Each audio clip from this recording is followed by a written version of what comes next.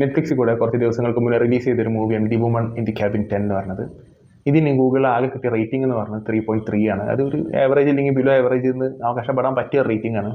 പിന്നെ കുറേ റിവ്യൂസ് ഇത് ഇഷ്ടപ്പെട്ടില്ല എന്നും പറഞ്ഞു. പക്ഷേ എനിക്കിതൊന്നുമല്ല ഫീൽ ചെയ്ത്. ഈ സിനിമ എനിക്ക് അത്യാവശ്യം നല്ല രീതിയിൽ തന്നെ ഈ സിനിമ ഇഷ്ടപ്പെട്ട്. കാരണം ഈ ഒരു സിനിമ എന്ന് വെച്ച് കഴിഞ്ഞിട്ടുണ്ടെങ്കിൽ ഒരു ത്രില്ലർ കാറ്റഗറിയിൽ വരുന്ന ഒരു മൂവിയാണ് the woman in the cabin 10 എന്ന് പറഞ്ഞത്. പക്ഷേ ഈ ഒരു സിനിമ എന്ന് വെച്ചാൽ ഒരു അൺപ്രഡിക്റ്റബിൾ ആയിട്ടുള്ള രീതിയിൽ ഒരു സമയം വരെ പോകുന്നുണ്ട്. ഇതിലാകെ എനിക്ക് ഒരൊറ്റ നെഗറ്റീവ് തോന്നിയത് ഇതിൻ്റെ ലീഡ് റോൾ ചെയ്തിട്ടുള്ള ഒരു ഹീറോയിൻ ഉണ്ട്. ഹീറോയിൻ്റെ ആക്ടിങ് എങ്ങനെയാണ് ചോദിച്ചു കഴിഞ്ഞിട്ടുണ്ടെന്നുണ്ടെങ്കിൽ നല്ല അഭിനയമാണ്. പക്ഷേ കാഷ്വലായിട്ട് അഭിനയിക്കേണ്ട സമയങ്ങളിൽ ഭയങ്കര ഷോക്കായിരുന്നു. കാഷ്വലായിട്ട് അഭിനയിക്കണം, ഒരു എന്താ പറയുക, ഒന്ന് വെറുതെ നടന്ന് പോയിട്ട് സാധാരണ ഡയലോഗ് പറയണം, അങ്ങനത്തെ ഒരു സിമ്പിളായിട്ട് ചെയ്ത് പോകേണ്ട സംഭവങ്ങൾ ഭയങ്കര ബോറായിരുന്നു. പക്ഷേ കോംപ്ലിക്കേറ്റഡ് ആയിട്ട് ചെയ്യേണ്ട സംഭവങ്ങൾ നല്ല രീതിയിൽ ചെയ്തിട്ടുണ്ട്. അങ്ങനത്തെ തല കുത്തൻ നിൽക്കുന്ന ഒരു നായികയാണ് ഈ ഒരു സിനിമയിൽ. സാധാരണ കോംപ്ലിക്കേറ്റഡ് ആയിട്ടുള്ള ഒരു സീനുകൾ വരുമ്പോഴാണ് ചില നടിമാർക്ക് കയ്യിൽ നിന്ന് പോകരുത്, നടന്മാർക്കും ഇത് നേരെ തല കുത്തനെയാണ്. അപ്പോൾ അങ്ങനെ നിൽക്കുന്ന ഒരു പടം, ഒരു കപ്പലിൻ്റെ ഉള്ളിലാണ് ഒരു സംഭവം മുഴുവനായിട്ട് നടക്കുന്നത്.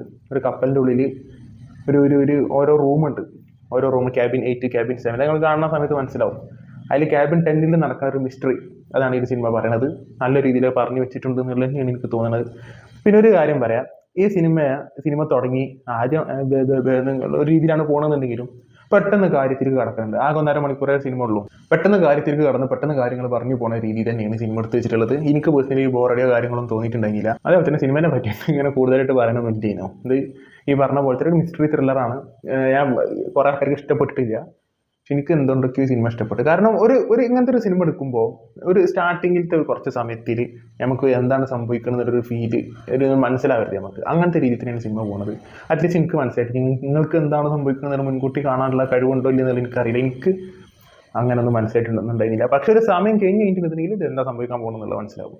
പക്ഷെ ആ ഒരു സമയം വരെ നല്ല കിട്ടിയിട്ടുണ്ട് മൂവി പോയത്. പക്ഷേ ഈ ഒരു സമയം കഴിഞ്ഞാലും നമുക്ക് എന്താണ് സംഭവിക്കാൻ പോകണമെന്ന് മനസ്സിലായി കഴിഞ്ഞാലും അത് നമുക്ക് മനസ്സിലായി. ഇപ്പോൾ ഈ സിനിമ കാണുമ്പോൾ നമുക്ക് മനസ്സിലായി എന്താണ് സംഭവിക്കാൻ പോകുന്നത് എന്നുള്ളത്. പ്രിഡിക്റ്റബിലിറ്റി അവിടെ വന്നിക്കണമെന്നുണ്ടെങ്കിലും അതും സിനിമേനെ നെഗറ്റീവായിട്ട് എഫക്റ്റ് ചെയ്തതായിട്ട് എനിക്ക് തോന്നിയില്ല.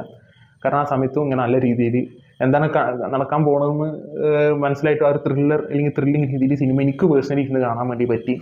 അപ്പോൾ നിങ്ങൾ ഈ സിനിമ കണ്ടിട്ടുള്ളവരാണെന്നുണ്ടെങ്കിൽ കമൻറ്റ് ബോക്സിൽ അഭിപ്രായം പങ്കുവെക്കുക. Zen Talks signing out.